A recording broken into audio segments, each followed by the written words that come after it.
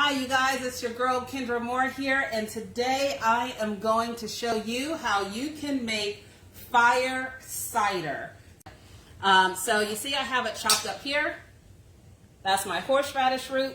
I am just popping it in my mason jar. So that's going in. The next thing that we're going to put in, let's put in our turmeric. I just chopped it up, and now this is going into the fire cider. All right, look, there we go. So we have those two. Next, what we're going to put in is we are going to put in our ginger root. Ta-da! So there's the ginger. We're putting the ginger in here. And that's really soothing when you have a sore throat, a lot of coughing, a lot of mucus, that garlic. So you see this garlic here? Now that's going in here, right? All of my jalapeno pepper.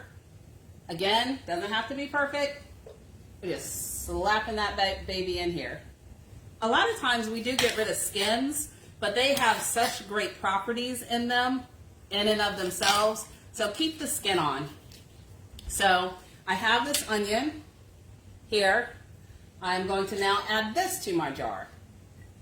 All right, so now I have my red onion.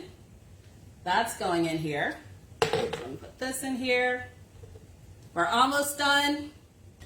So I'm going to put oranges in here, peel on and everything, okay?